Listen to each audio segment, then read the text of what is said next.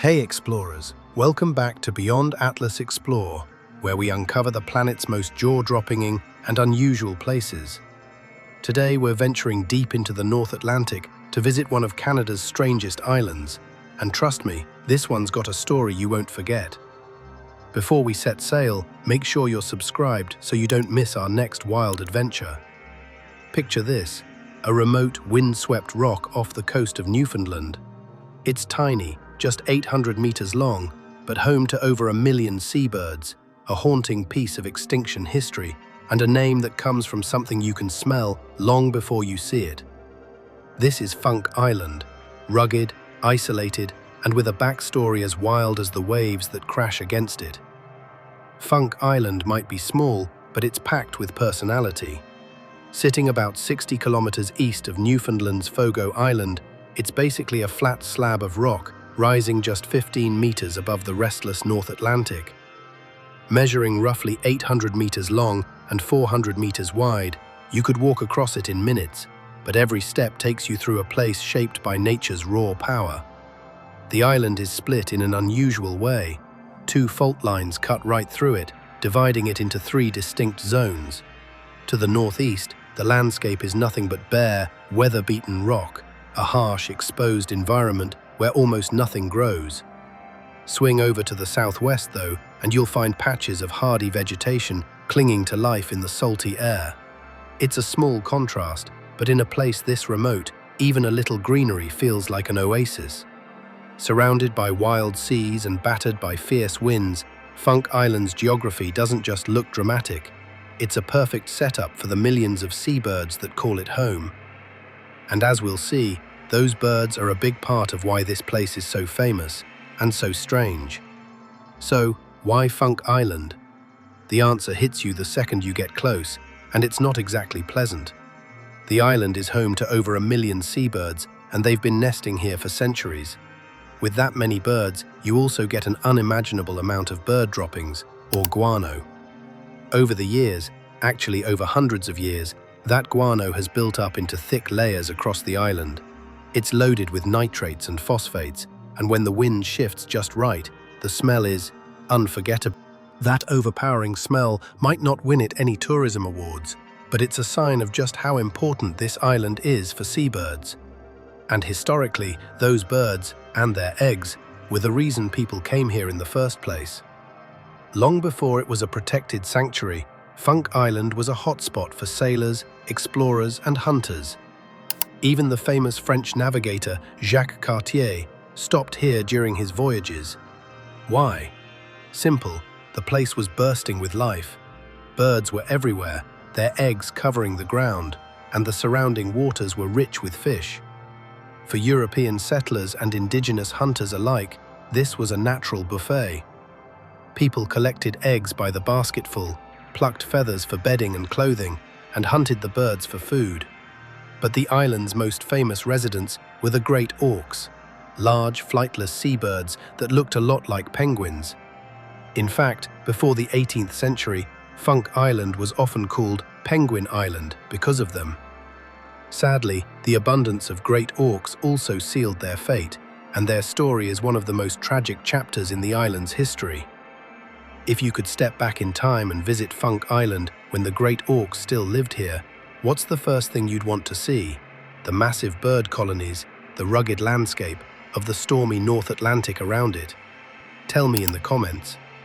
The great auk was once the star of Funk Island, a striking black and white flightless seabird that stood nearly 1 meter tall. They couldn't fly, but they were strong swimmers, perfectly adapted to life in the cold North Atlantic. Unfortunately, that inability to fly made them incredibly easy targets. By the 18th century, hunting had become almost industrial. On the western end of Funk Island, hunters even built enclosures out of massive granite blocks. They would herd the great auks inside, making it easy to kill them in huge numbers.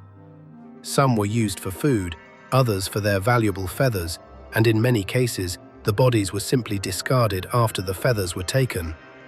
The slaughter was relentless. By around 1800, the great auk had vanished from Funk Island entirely. A few small populations survived elsewhere, but they too were hunted down. The last confirmed great auk was killed in 1844. Today, many of the great auk skeletons displayed in museums around the world can be traced back to Funk Island. It's a chilling reminder of how quickly humans can drive a species to extinction and how easily abundance can turn into absence.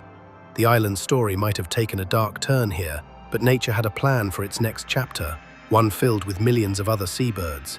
Funk Island may have lost its great auks, but it's still one of the most important seabird colonies on Earth. Today, more than 1 million birds crowd its rocky surface each breeding season.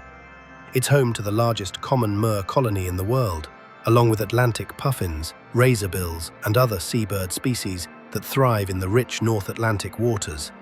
Because of this staggering bird population, the government of Newfoundland and Labrador declared Funk Island an ecological seabird reserve. That means no one can visit without special permission, and the only activities allowed on the island are for scientific research. Even with permission, landing here is risky. The seas are rough, the winds are fierce, and the rocky shores are unforgiving. In the waters surrounding the island, fishing is allowed under strict provincial and federal regulations, but on the island itself, nature calls the shots. If you're enjoying this journey through Canada's strangest islands, make sure to subscribe so you don't miss our next adventure into the world's most remote and fascinating places. Reaching Funk Island is no small feat. Even if you had the government's permission to land, the island's location and environment make it a serious challenge. The North Atlantic here is cold, rough, and unpredictable. Waves crash against the rocky shore, and there's no safe harbor for boats. Because the island is such a critical breeding ground, all recreational and commercial activities on the island itself are banned. The only people allowed to set foot here are scientists conducting approved research, and even then, safety and conservation protocols are strict. The waters around the island are a little different. Fishing is allowed, but only if fishers follow strict provincial and federal rules to ensure the ecosystem stays healthy. For most of us, Funk Island is a place we'll never set foot on, and maybe that's exactly why it remains such a vital sanctuary for its millions of feathered residents. Funk Island isn't just a dot on the map, it's a living lesson in both loss and resilience. The extinction of the great auk is a stark reminder of how human actions can wipe out even the most abundant species in a shockingly short time. At the same time, the island's thriving seabird colonies show what can happen when a place is left to nature's care. It's a sanctuary, a warning, and a success story all at once. Funk Island proves that protecting fragile ecosystems isn't just possible, it's essential for the survival of the wildlife that depends on them. Remote, windswept, and unforgettable, Funk Island is one of Canada's strangest and most fascinating places. From its unique geology to the overwhelming seabird population, from the tragic extinction of the great auk to its role today as a protected sanctuary, this tiny island holds a story far bigger than its size. It's proof that even the smallest places can have a massive impact on our understanding of nature and conservation. If you enjoyed exploring Funk Island, hit subscribe and join us on Beyond Atlas Explore for more incredible journeys to the world's most remote and extraordinary locations.